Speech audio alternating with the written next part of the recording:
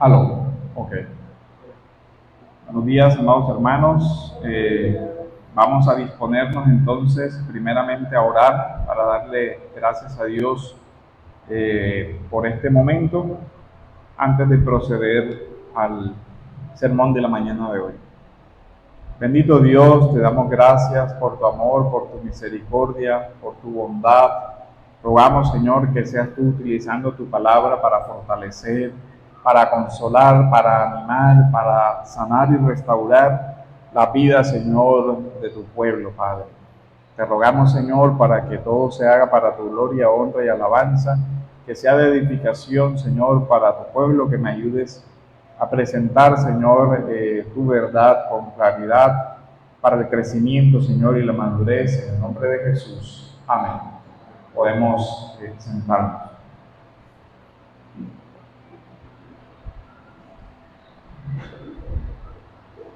Quiero que vayamos al Salmo 42.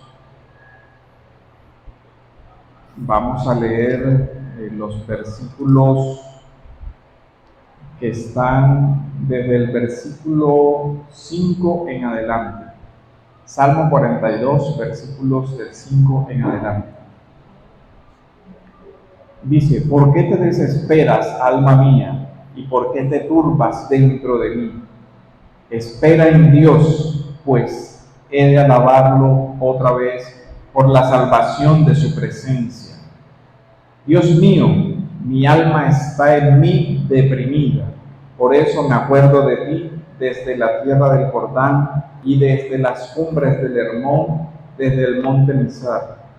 Un abismo llama a otro abismo a la voz de tus cascadas. Todas tus olas, todas tus ondas y tus olas han pasado sobre mí. De día mandará el Señor su misericordia, y de su noche su cántico estará conmigo. Elevaré mi oración al Dios de mi vida. A Dios mi roca diré: ¿por qué me has olvidado? ¿Por qué ando sombrío por la opresión del enemigo? Como quien quebranta mis huesos, mis adversarios me afrentan. Me dicen todo el día: ¿dónde está tu Dios? ¿Por qué te desesperas, alma mía? ¿Y por qué te turbas dentro de mí? Espera en Dios, pues lo he de alabar otra vez. Él es la salvación de mi ser y mi Dios.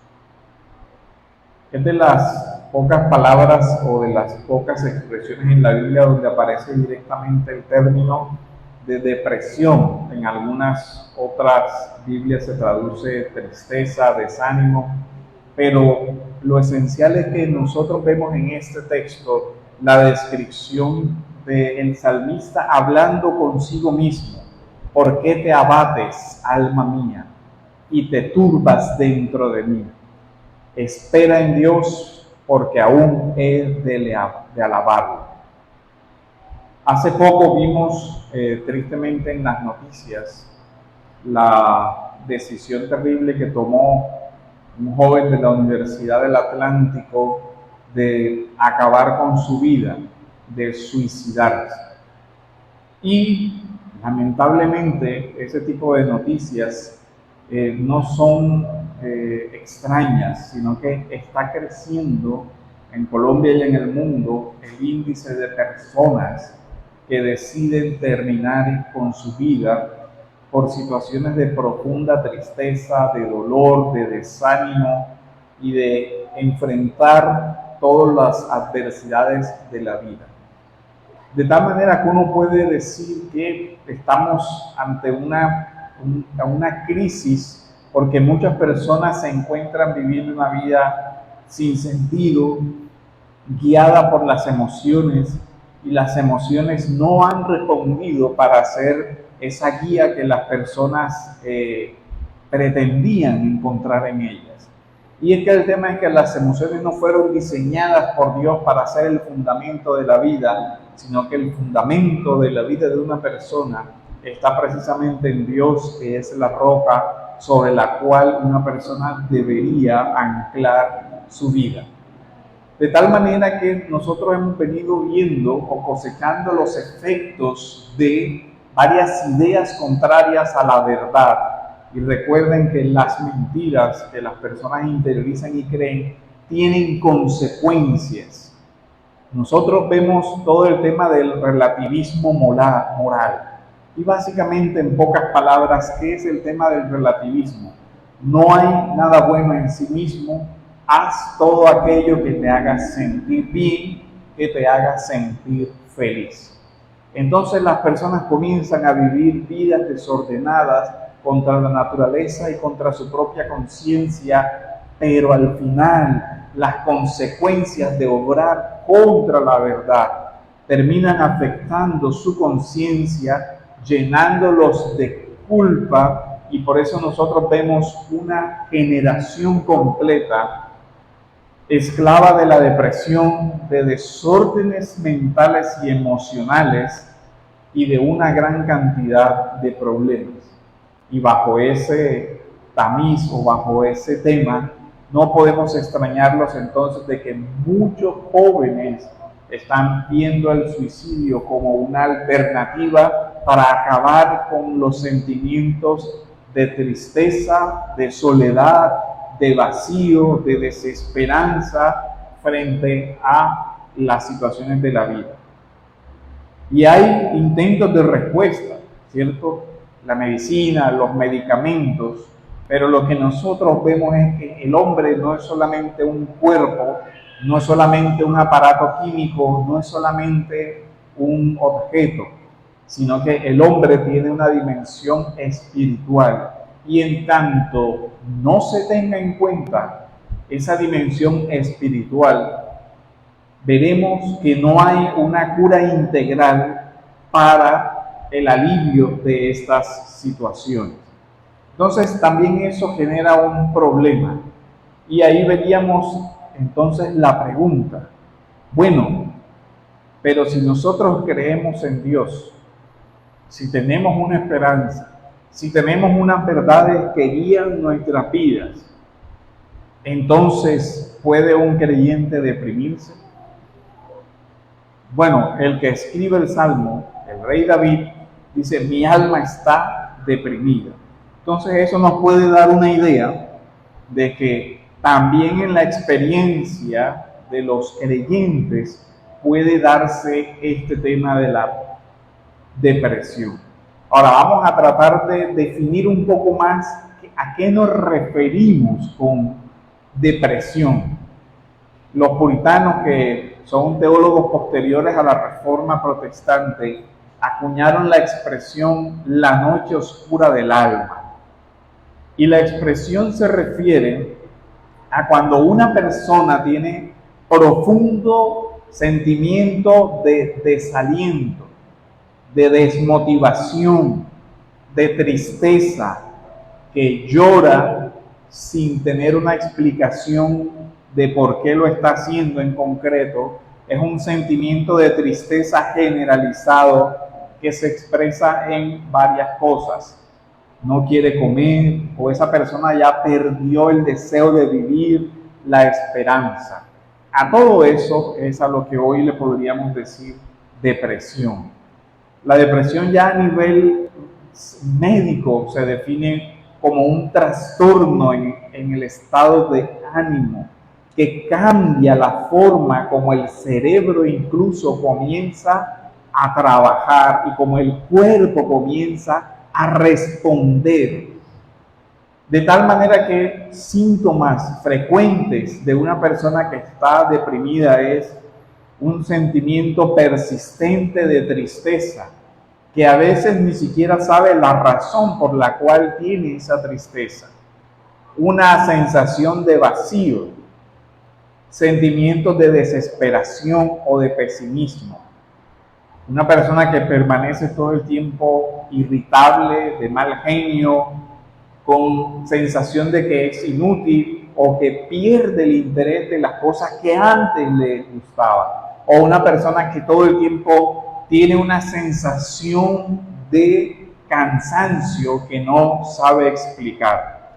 O personas que pierden el apetito y ya no comen. O personas que pasan con dolores de cabeza, dolores de todo tipo, pero que no tienen ninguna explicación.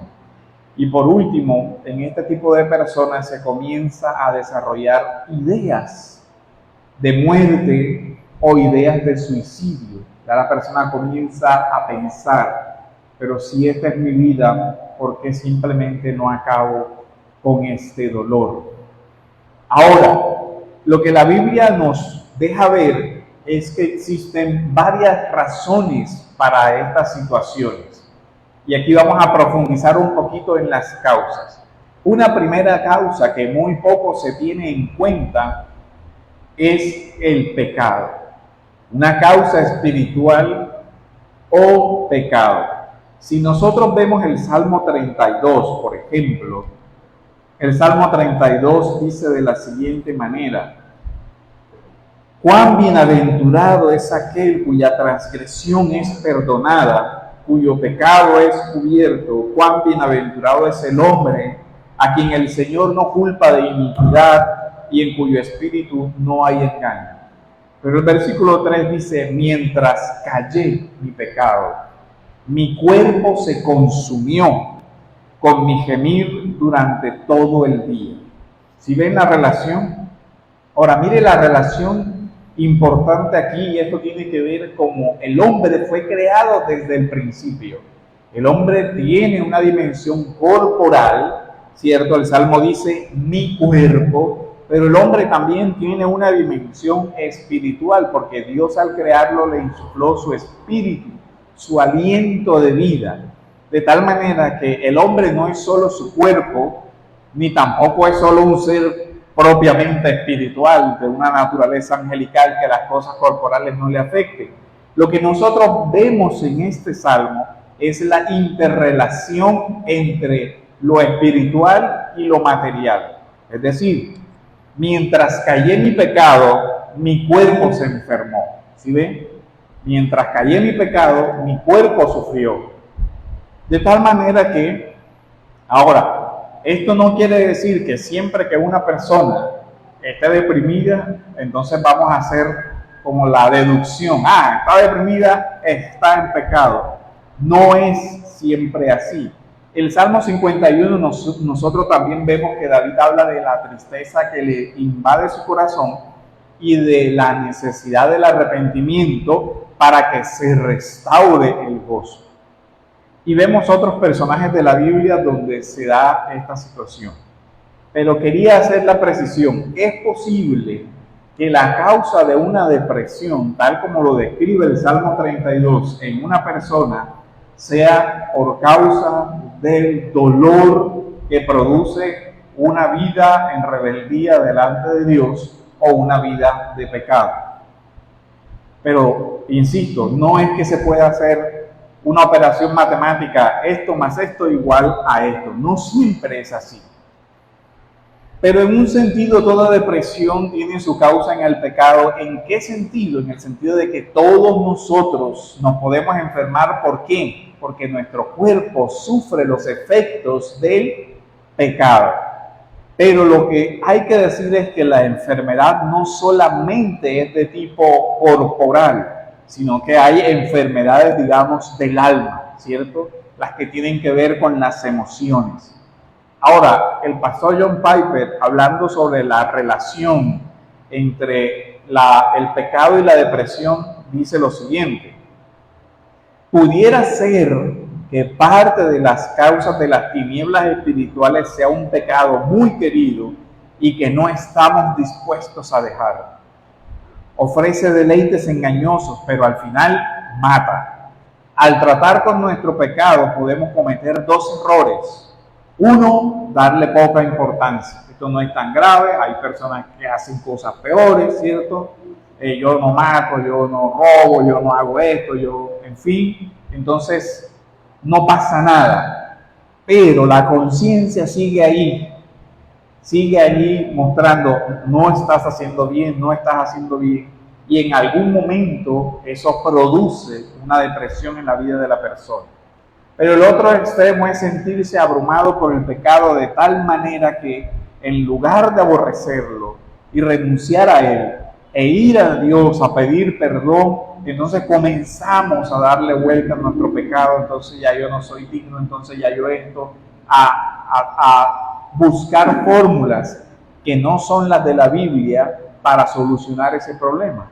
¿Y cuál es la fórmula que nos da la Biblia? El sincero arrepentimiento por ese pecado para que Dios restaure la comunión con esa persona, como lo vemos en el Salmo 51. Arrepentimiento. Si la causa de una depresión es una vida desordenada, de pasiones desordenadas y de pecado, ningún medicamento humano va a aliviar eso. Lo único que puede aliviar eso es que usted vuelva a esa relación con Dios y que Dios le dé el gozo del perdón, como lo dice el Salmo 32. De tal manera que ahí podemos ver eso, la necesidad entonces de el perdón. Pero recuerde el perdón en todas sus dimensiones. Si he sido yo el que ha pecado contra alguien, ¿qué se requiere? Que yo vaya y pida perdón y que incluso si he hecho daño, restituya en la medida de lo posible como parte de mostrar el arrepentimiento. De tal manera que en esto vemos también que en la cura de la depresión, el restaurar las relaciones, es decir, pedir perdón o en su defecto perdonar, porque la ira, el enojo, el deseo de venganza o el dolor que albergamos cuando no perdonamos, también termina causando o destruyendo la vida de la persona. Porque la amargura es una forma de permanecer nosotros en una cárcel del pasado que no ayuda. Ahora, esto con relación al creyente que tiene el don de la gracia y de acudir a Dios en arrepentimiento para que le perdone. Pero ¿cuál es la solución para aquella persona que no ha conocido a Cristo? Pues la solución es recorrer el mismo camino, recorrer el camino de arrepentidos y convertidos para que puedas entrar en el consuelo y en el refrigerio del reino de Dios. Ese es el camino también. Ahora, otra causa, digamos que la primera espiritual propiamente, pero también recordemos que hay circunstancias, digamos, emocionales que pueden ser causa de una depresión. ¿Como cuáles? Como la pérdida de un ser querido, como mudarme de un lugar a otro en donde me toca separarme de mis seres queridos, pérdida de un hijo, pérdida de trabajo, en fin, todas esas situaciones que pueden representar cambios traumáticos en la vida de una persona, pueden generar estos estados de depresión. En esos casos, ante la depresión, si la causa es de estas situaciones, hay que tratar de buscar ayuda para manejar los cambios que nos están afectando. De tal manera que todos los creyentes en diversas etapas de la vida pueden experimentar estas sensaciones de tristeza. Ahora quiero que tengas claro esto, cuando hablamos de depresión, hablamos de una situación de tristeza que persiste, que es un periodo largo de tiempo. No hablamos de cuando normalmente sucede algo y experimentamos una tristeza, pero digamos que es por periodos cortos de tiempo, un día, 2 días, nos sentimos desanimados y de pronto el cuerpo retoma. Pero cuando se habla de depresión ya estamos hablando de periodos más largos de tiempo. Y que en cuanto a las emociones depende de la forma también como la persona ha gestionado o ha aprendido a manejar temas como el que vimos, ¿cierto?, en el sermón anterior de la ansiedad, porque es una de las cosas, ese pensar el futuro y pensar el futuro, y el futuro se va volviendo cada día más oscuro, negro y tenebroso, entonces ya me deprimo porque anticipo que voy a tener problemas y todo lo demás, y eso se convierte en una carga emocional que genera esa tristeza. Y es un círculo vicioso. Entre más se genera esa tristeza, peor vemos el futuro, y así la persona se va hundiendo y se va hundiendo hasta que llega un momento que cree que no hay ninguna salida además de tomar la decisión de atentar contra su vida. En los creyentes, una causa específica de depresión es el tema de la culpa por el pecado. Y aquí quiero que se haga una distinción. Una cosa es el arrepentimiento que produce dolor en el corazón del hombre, y otra cosa es, digamos, esa culpa más de origen psicológico. Una distinción para eso. Pedro y Judas, ¿cierto? ¿Cómo manejó Judas el hecho de haber entregado al Señor y todo lo demás? Fue y se ahorcó. ¿Cómo lo manejó Pedro? Bueno, el Señor le restaura, pero no sale a atentar contra su vida. Recuerden que la Biblia dice que hay una tristeza que es según el mundo, que lleva a la muerte, pero hay una tristeza que es según Dios, que lleva a la vida. La tristeza según el mundo es de esto que estamos hablando, de todo ese tipo de sentimientos mal manejados que llevan a la persona a atentar contra sí mismo, mientras que la tristeza del arrepentimiento a qué lleva, a la renovación de la vida de una persona. A nivel de teología es importante que los creyentes aprendan la distinción entre la santificación, ese proceso progresivo de crecimiento y de madurez, y la justificación, que es el acto donde Dios dice, te perdono. Todo creyente ha sido justificado, pero todo creyente está en un camino para crecer, madurar y trabajar su vida, que es la santificación. De tal manera que debemos aprender a gestionar también que estamos en un proceso para crecer, y que en ese proceso habrán altibajos, habrán dificultades que debemos llevar ante el Señor para que el Señor nos ayude. Y por último, hay causas físicas o fisiológicas. Puede llegar a pasar que ciertas enfermedades tengan como efecto el causar depresión. Por ejemplo, desequilibrios hormonales o desequilibrios del cerebro producen estos síntomas. En esos casos, sobre todo el abordaje es del medicamento que ayuda a sustituir aquello que hormonalmente el cuerpo ya no está produciendo por cualquier enfermedad. Por eso no se puede desconocer en la vida cristiana esta realidad, porque tristemente se desenfoca porque no se tienen en cuenta las causas, y todo muchas veces se aborda tristemente a como, estás deprimido, tú no eres cristiano, o estás deprimido, entonces estás endemoniado, que es una cosa completamente diferente a el fenómeno de lo que estamos hablando.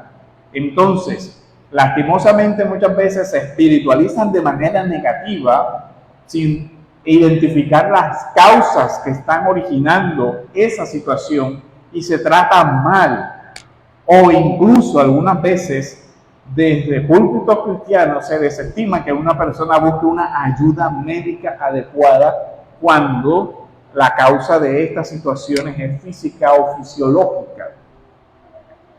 El Martin Lloyd-Jones, que fue un gran predicador, era médico también. El pastor Lloyd-Jones explica en el tema de la depresión sobre este aspecto lo siguiente, dice: hay muchos, encuentro yo, que vienen a mí para hablar de estos asuntos, del tema de la depresión, en cuyos casos me parece muy claro que la causa del problema es principalmente física. Y dice, en este grupo, hablando de manera general, usted puede ubicar el cansancio, es decir, personas que están agotadas.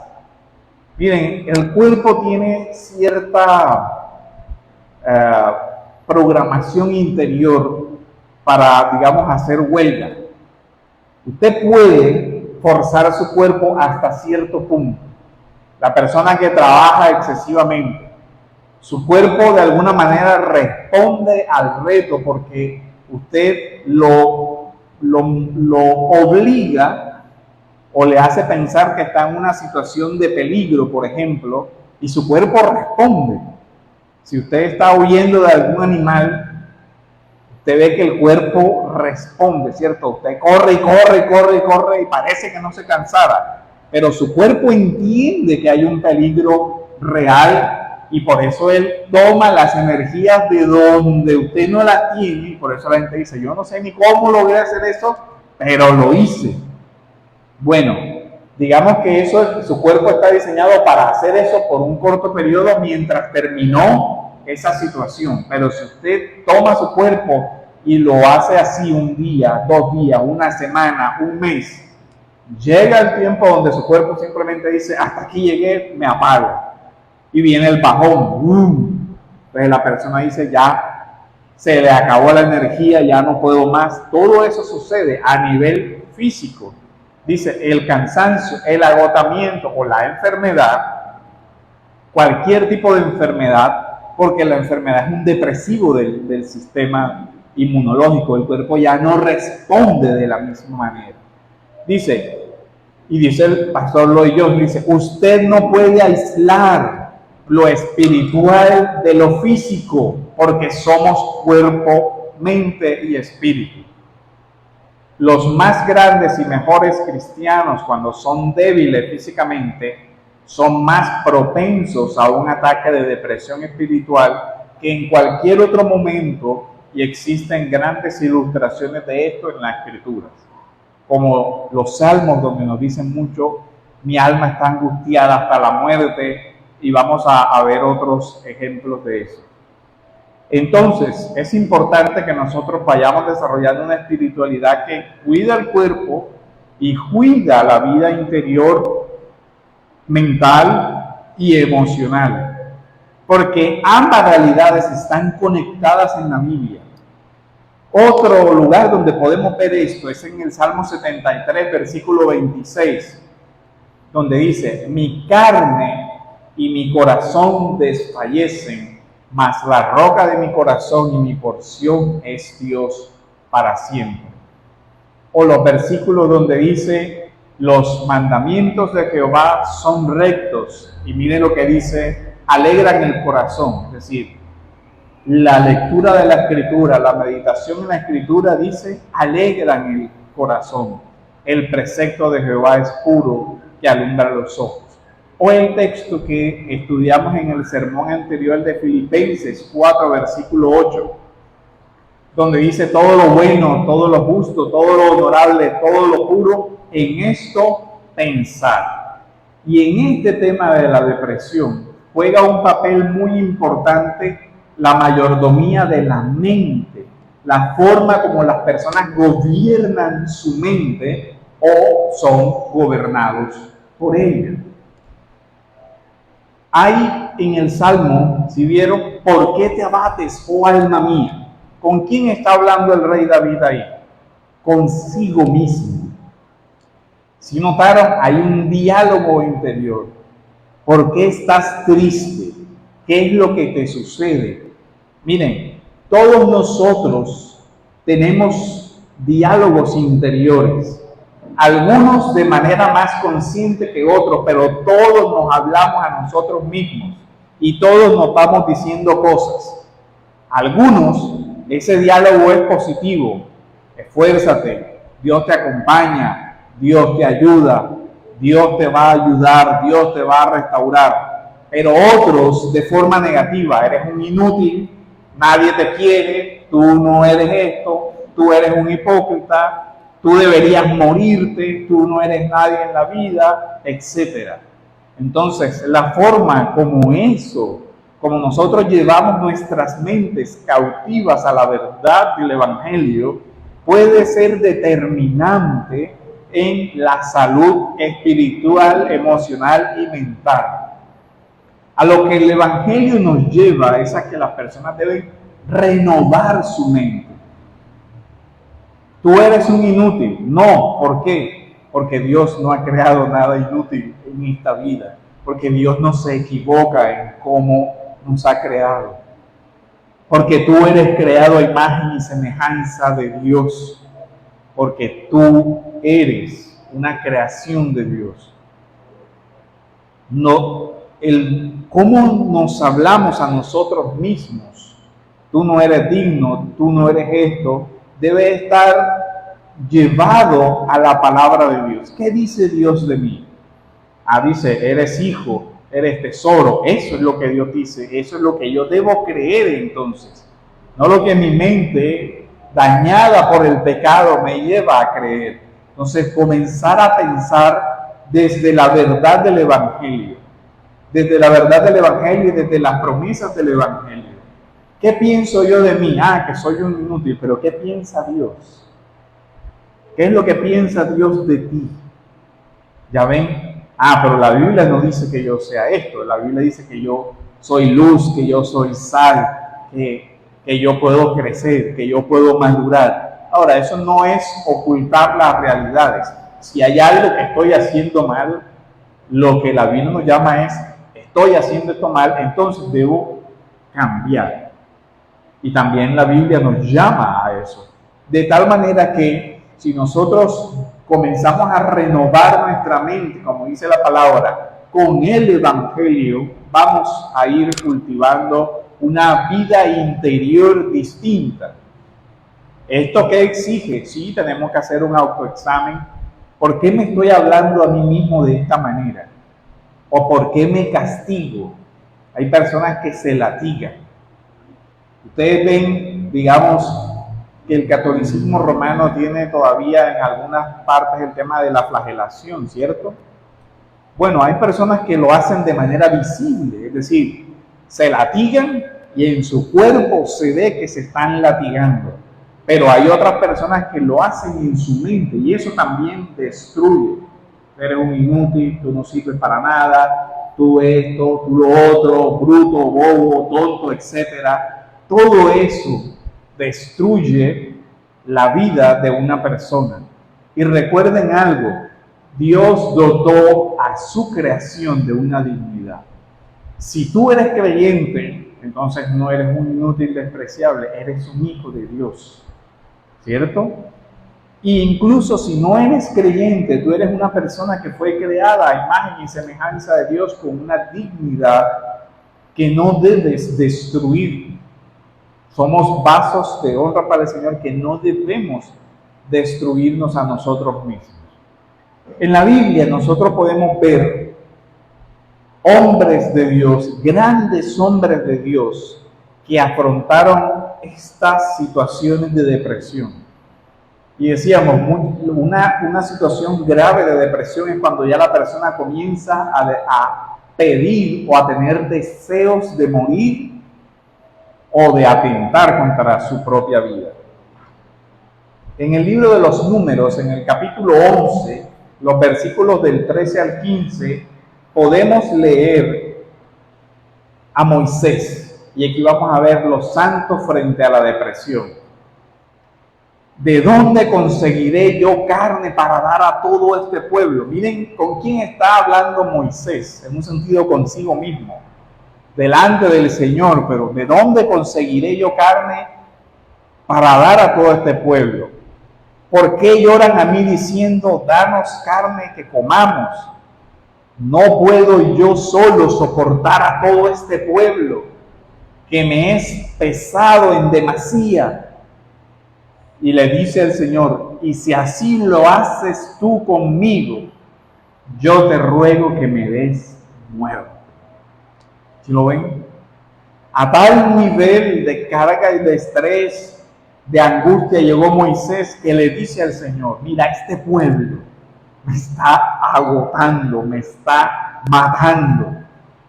Su queja, todo lo que hacen, una cosa, su rebelión, todo esto, dice, ya este pueblo me tiene cansado, demasiado cansado, se convirtió en una pesada carga. Dice, si tú me quieres seguir haciendo cargar con este pueblo, yo te ruego que me des muerte. ¿Sí ven? Al punto llegó donde él dice, mátame, para que yo tenga descanso de todo esto. Eso ya es. Pero note algo, Moisés no atentó contra sí mismo. ¿Sí ven? Le dice al Señor, mejor llévame, que ya estoy cansado. Pero no atenta contra sí mismo.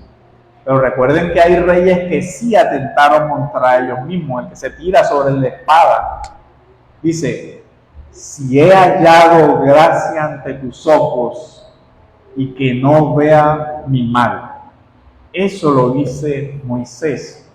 Ahora, la carga estaba en el liderazgo, en todo lo que él estaba haciendo, en todo lo que él tenía que gestionar del pueblo. Y el tema dice, no puedo yo solo soportar a este pueblo. Ahora, recuerden también que había malas prácticas de Moisés. ¿Se acuerdan el pasaje donde su suegro le exhorta, le confronta y le dice, estás actuando mal? Tú te sientas desde la mañana hasta la noche a juzgar las cosas del pueblo y literalmente te estás matando. Y su pueblo, por mano de Dios, por providencia de Dios, Dios le habla a través de su suegro y le dice, tienes que cambiar la forma como estás dirigiendo las cosas. Tienes que levantar otros hombres que te ayuden. ¿Para qué? Para que no lleves tú solo esa carga. Así nosotros vemos cómo la carga de trabajo o de exceso de labor puede convertirse en algo que lleva a la depresión. Lo otro es que es un error tratar de llevar todas las cosas, las personas solas, las madres solas, los trabajadores solos, los padres solos. En ese sentido, todos necesitamos la ayuda, que otras personas nos ayuden. Aquí nosotros aprendemos también algo sobre cómo manejar esta situación de dolor y de depresión. No se maneja solo. Necesita ayuda de otras personas que le escuchen, que le animen e incluso lo ayuden en lo que pueden. Pero curiosamente también cuando hay grandes logros, algunas personas han caído en depresión. Cuando usted ve Elías en el primer libro de los Reyes, en el capítulo 19, es después de que Elías da muerte a todos los profetas de Baal. Y uno diría, bueno, ya triunfó. Resulta que después Jezabel lo amenaza, dice, yo también a ti te voy a matar. Y Elías sale corriendo. Miren lo que dice el texto. Primer libro de los Reyes, en el capítulo 19, desde el versículo 1 en adelante.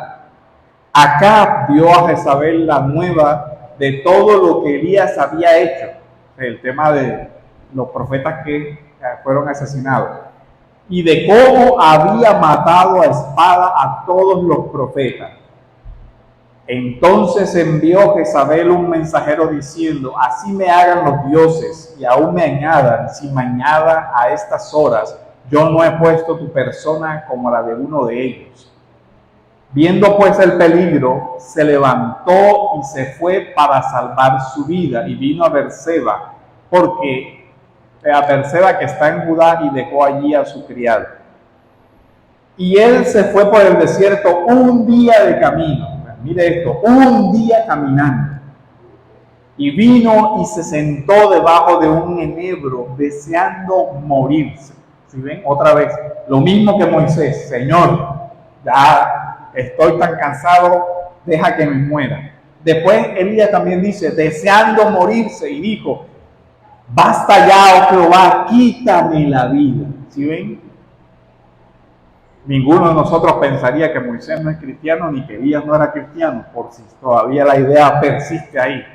Claro que eran hombres de Dios, susceptibles con todas las pasiones y debilidades de todos los hombres.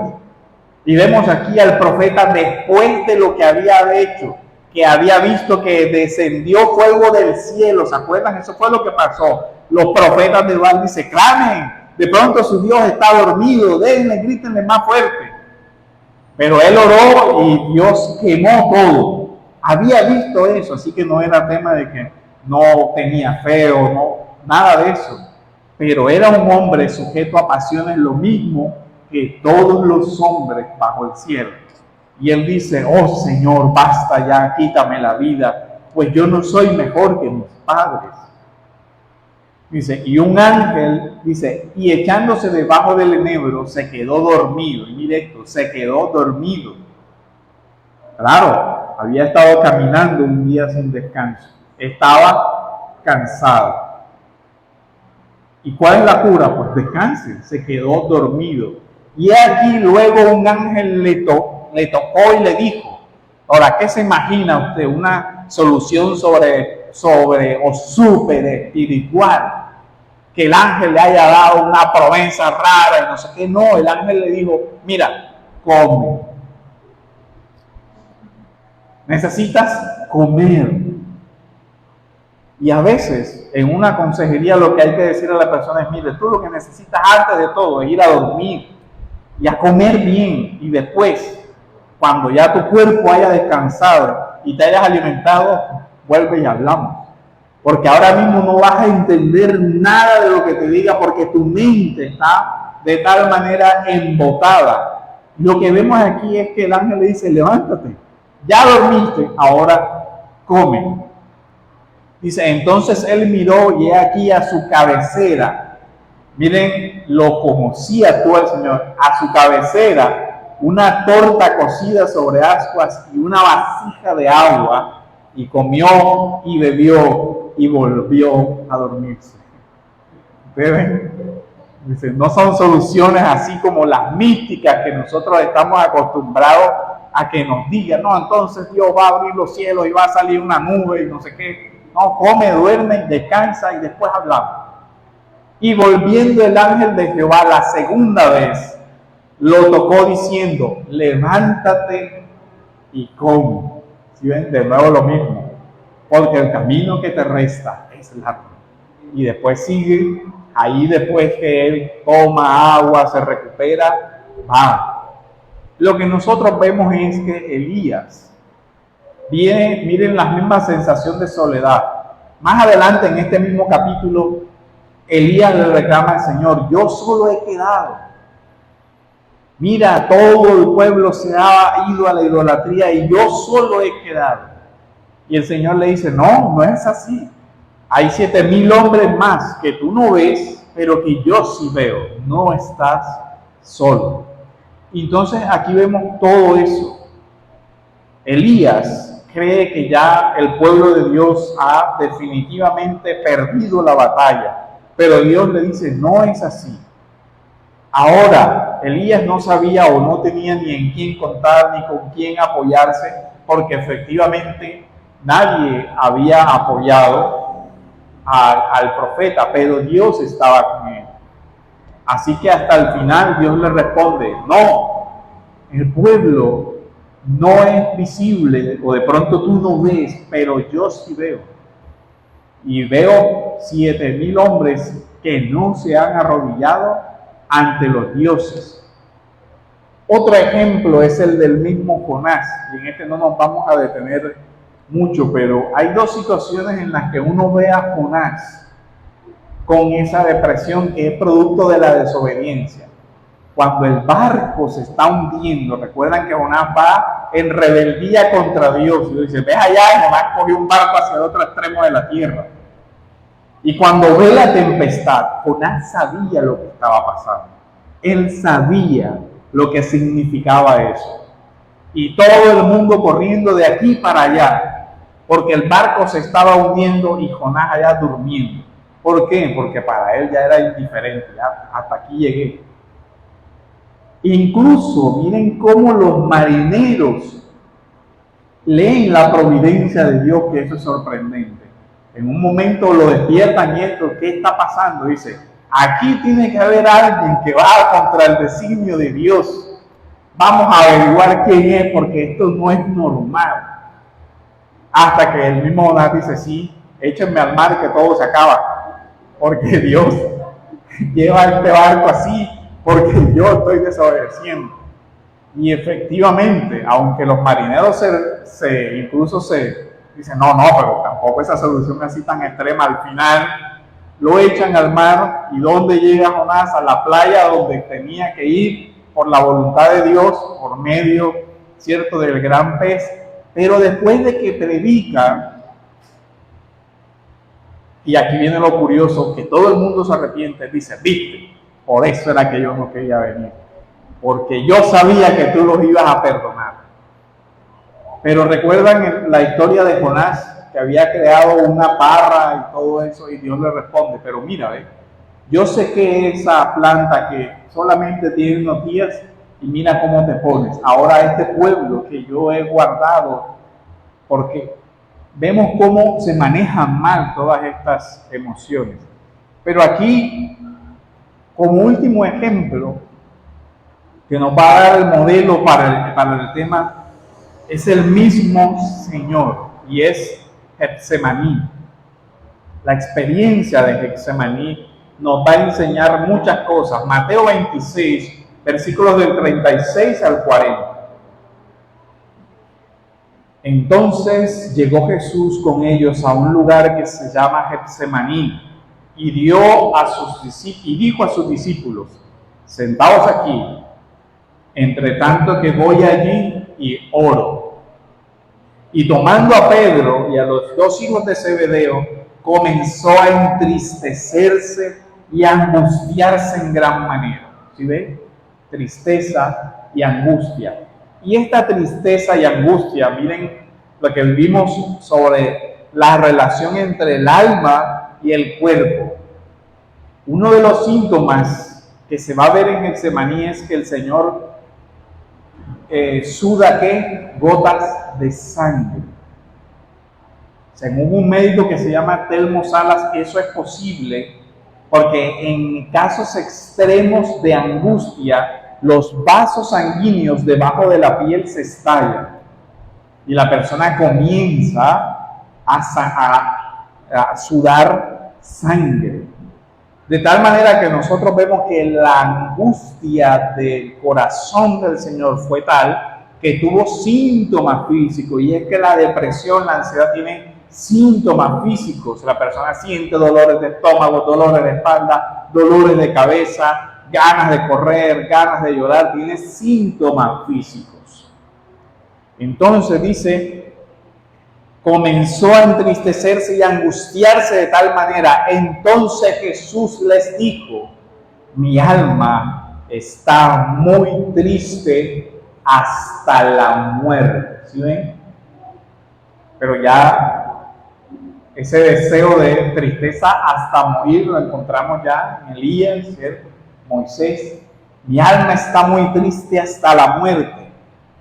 Quedaos aquí y velad conmigo. Yendo un poco más adelante, se postró sobre su rostro, orando y diciendo, Padre mío, si es posible, pasa de mí esta copa, pero que no sea como yo quiero, sino como tú. Vino luego a sus discípulos y los halló durmiendo, y dijo a Pedro, ¿así que no habéis podido velar conmigo ni una hora? Entonces Jesús oró en su propia noche oscura. Pero miren que llama a sus discípulos y les dice, quédense aquí y oren conmigo hasta que yo regrese. El primer ejemplo que nosotros vemos es que cómo afrontó esto el Señor. Orando. Lo que nos lleva a nosotros a reflexionar sobre qué hacemos nosotros cuando estamos pasando por esa situación. Sigamos el ejemplo del Señor y oremos. Oremos ¿cómo? Como Pedro nos enseña a orar en la primera carta, en el capítulo 5, en el versículo del 7 al 10. Echando toda ansiedad sobre Él, porque Él tiene cuidado de ustedes. ¿Sí ven? Lo recordamos. David oró. Jesús oró. Moisés oró, aunque pidiéndole al Señor que lo matara. Elías oró, Señor, ya me quiero morir. Pero oraron, expresaron al Señor lo que sentían de una manera clara. Ya vemos, las disciplinas espirituales son esenciales cuando la persona está afrontando estos momentos de dolor y de sufrimiento. Y recordemos, todos experimentamos sufrimiento en diferentes áreas de la vida. Ahora Jesús buscó ayuda. El Señor buscó ser acompañado. ¿Sí ven? Buscó ser acompañado de ¿quiénes? De sus discípulos. Ahora, la reacción de los discípulos no es que fuera muy buena compañía, porque terminaron fallándole. Cuando Él los necesitó, ellos no estuvieron ahí. Pero al punto que voy, es otro tema que nosotros debemos tomar como ejemplo. Cuando se dan estas situaciones, cuando se presentan los síntomas que describimos, busque ayuda, busque acompañamiento. Y eso incluye, consulte a un médico de ser necesario, ¿cierto? Si los síntomas ya son muy agudos, busque ayuda espiritual y busque ayuda médica porque puede ser necesario.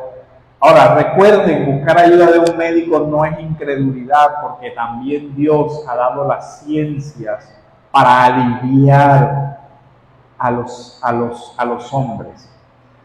Lo que sí sabemos es lo que dijimos al principio. Si su problema es espiritual, no hay médico que le vaya a solucionar esa situación.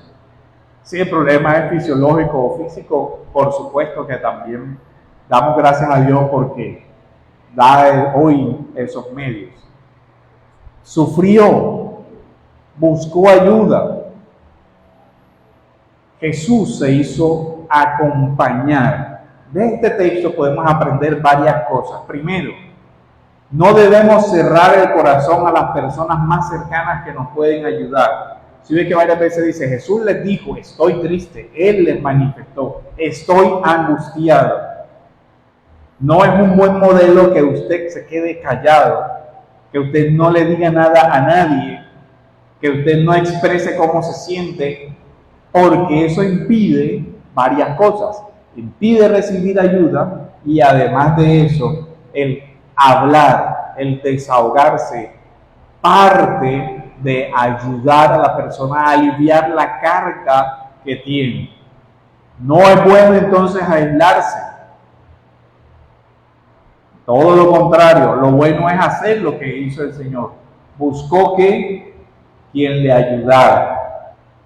Ahora, es sabio escoger a las personas adecuadas para hacernos acompañar, ¿cierto? Ser prudentes. ¿A quién les vamos a comentar? Bueno, a nuestros médicos, a pastores, a consejeros bíblicos. Jesús les dijo, mi alma está muy triste hasta la muerte, quedaos conmigo y velad. Esto queda también para vergüenza de toda la historia de la iglesia, que no se acompañó al Señor. ¿Sí ven? Pero eso sigue pasando hoy. Muchas veces la iglesia no sabe acompañar a los que sufren, no sabe acompañar a los que están en situaciones de aislamiento o de soledad. Recuerden que el modelo de la Escritura para la sanidad es lo que dice Santiago, lo que dice el Señor: confesaos vuestras ofensas unos a otros para que seáis sanados. Ahora, el consuelo, de acuerdo a lo que vimos aquí en este texto, es que el consuelo está en la búsqueda de la voluntad del Padre, ¿cierto? Padre, que se haga tu voluntad. Y ese es el tema, que se haga su voluntad. Y cuando oramos de esa manera, entendemos lo que dice Mateo. No se preocupen diciendo qué comeremos o qué vestiremos. Los gentiles están ansiosos por esas cosas, pero el Padre sabe de qué tienen necesidad y se hará su voluntad. Ahora, Jesús también afronta lo que es el sufrimiento inmediato, porque lo que él estaba viendo a corto plazo, ¿qué era? La cruz. ¿Sí ven? La cruz. Pero ¿Cómo lo confronta también? Mirando hacia el reino. Que se haga tu voluntad, porque la cruz era la forma como las personas entrarían a la salvación y a la vida eterna. Así que nosotros también debemos mirar que las dificultades del tiempo presente debemos mirarlas a la luz de la esperanza que tenemos, a la luz de la venida del reino. Por eso Pablo dice en Romanos 8:18, pues considero que los sufrimientos del tiempo presente no son dignos de ser comparados con la gloria venidera que será revelada, porque el anhelo profundo de la creación es aguardar la revelación de los hijos de Dios. Pero también nosotros vemos que los discípulos fallan, pero es importante volver a repetirlo. Si usted está pasando por una situación de estas, busque ayuda, busque cómo salir, porque normalmente muchas personas no pueden superar eso por sí solas. Así como lo hizo Jesús, buscó a sus amigos, a sus discípulos, les abrió su corazón y les dijo, me siento angustiado hasta morir. Pidió oración y compañía en su batalla, quédense aquí, permanezcan conmigo. Se desahogó en la oración al Padre, descansó en la soberanía de Dios, dice que se haga tu voluntad, no la mía, y fijó su mirada en el propósito glorioso. Así también debemos hacer nosotros como creyentes. Ahora, si tú eres creyente y estás pasando por una situación de depresión por causa de un pecado, la Biblia dice, confiésalo. Busca ayuda para enfrentar la situación y apartarse de ese pecado. De esto aprendemos, no se aísle, sino que busque consuelo en la comunión con otros hermanos. Use las armas de la milicia cristiana, la oración. Esfuércese por seguir cumpliendo con sus responsabilidades. Tome tiempo para cuidar de su salud, descansar y comer adecuadamente. Y espere en la voluntad del Señor que Dios le ayudará. Si no eres creyente, el llamado primero es a que te arrepientas de tus pecados, para que seas reconciliado con Dios y puedas ver el fruto del gozo que el Espíritu Santo da. Porque si no te arrepientes, tu conciencia te seguirá atormentando y no habrá modo de renovar tu mente. Si estás sufriendo por la depresión, esperamos en la gracia de Dios que encuentres algo de alivio quizás en las ciencias médicas, pero recordándote que necesitas de la paz con Dios, de examinar tu vida a la luz de la eternidad y arrepentirte para que tengas la verdadera paz del reino, en el nombre de Jesús. Amén. Oremos. Bendito Dios, te damos gracias por tu amor, por tu misericordia y por tu palabra, Señor, que nos guía y nos ayuda en medio de todo. Que seas tú, Señor, consolando, fortaleciendo, en el nombre de Jesús. Amén.